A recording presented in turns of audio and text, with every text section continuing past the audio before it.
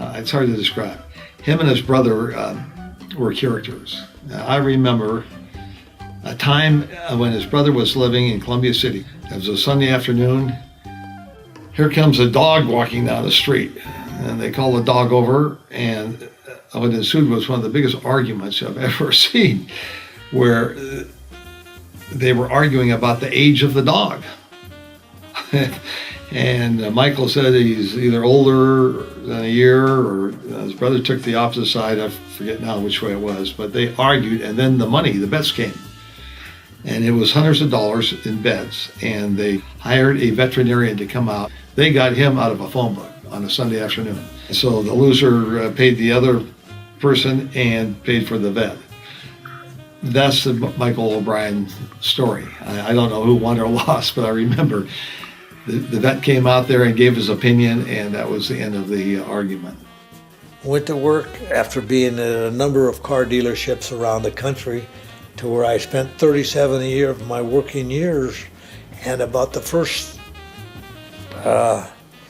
2 or 3 weeks there, I decided that was going to be my last stop in my employment career, and that was at the corner of Westlake and Mercer, where I ended up owning the business and owning real estate there. And so I had a big change around when I went down there, because I saw what was the possibilities could be in a very short time. I was married with a lot of responsibilities by that time, so I thought I'm going to work hard and do the best we can monetarily, and see if we could stay in one spot. I'd moved a great deal in my younger years, and I thought I would have a stable life from on in my employment career, and also maybe for my family. So he was proud and properly so to get awards from the Ford Motor Company for sales achievement. And Michael is a positive person, and he looks at the situation and finds a plus in it. And I don't know many times where Michael has had a slump where he couldn't sell. I mean, it's a natural. He can market, and it obviously proved himself. He was I think, an amazing story, starting out as a salesman down at the Pacific Lincoln Mercury dealership, and ending up owning it. Everybody was very impressed. Well, I think his secret to success was he was the dealer. He was there. He worked it. He understood the used car. I think new car year, new car dealer, but it's being the used car dealer. And I think he understood the used cars. And you know, he was successful because he was there. He paid attention. That's what he did. The car business was, I think, always good to me. Money was a defining factor because we'd had a shortage of it in my growing up, and I appreciated the fact that I was able to, as a salesperson, kind of determine how much money I could make. In order to lead, you have to be there all the time. You have to, be the leader. And he was the leader. In fun or anyway, he was the leader. On his boat, at the dealership, it was the same. He was the leader. When I arrived at Westlake and Mercer, which at that time was William O. McKay Ford,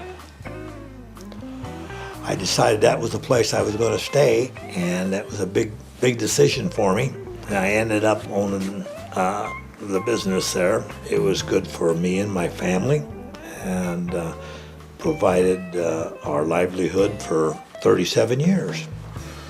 They all did well. That was a family dealership there. His sons would be advertising on TV. You'd see his son. They were promoting their Mercury Lincoln line. My sons learned to work hard, and they all became very proficient in a share of the operations of our family business. We had a lot of fun. I had a lot of fun in the car business, and I passed some of it along to my sons. Today, 3 of them are in the car business, and that was great.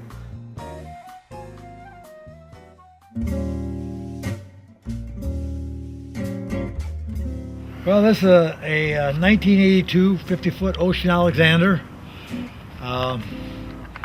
built and imported by a friend of mine back in those days, and it was supposed to be my last boat, and essentially it was.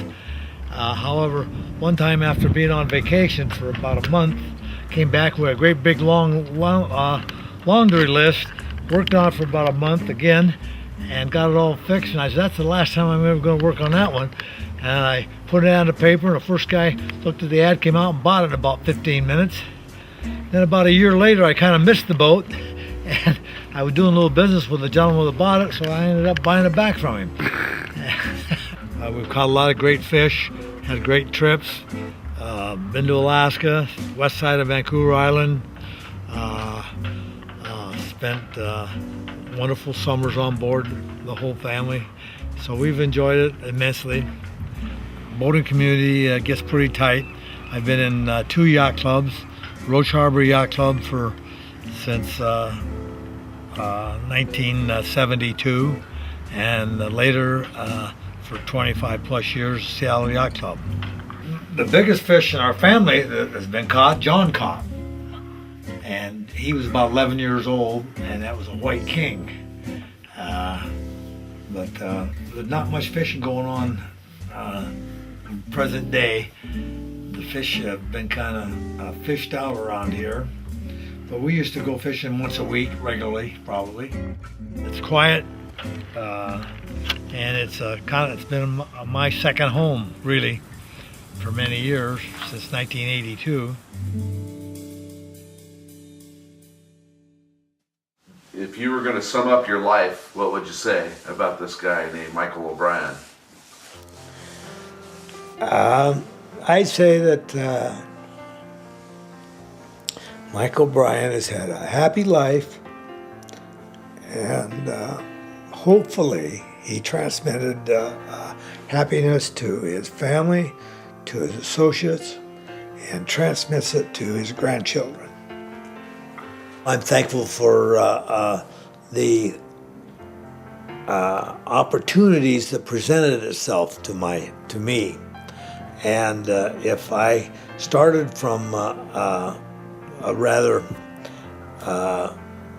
situation where I was employed in a lower position, I'm thankful that I had the opportunities to move ahead, and I'm thankful for the opportunities I was able to pass along to my family members, and I'm thankful for the opportunity that I have in my later years to do whatever I choose to.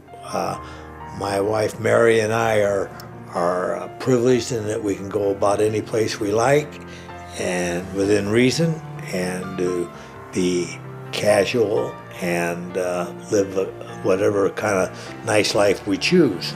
So I'm thankful for my retirement years also, even though they didn't start till I was 71 or 72 years old. And I am thankful for all the people that helped me in my lifetime achieve what I was ever able to do. The values that I place the highest, as far as I'm concerned, is hard work and determination and honesty, and relationship with fellow workers and your customers or clients. And those are the things that I valued. And the people that work for my company, many of them have called me up after leaving and said they never appreciated the job that they had while they worked for me. And I always felt good about that.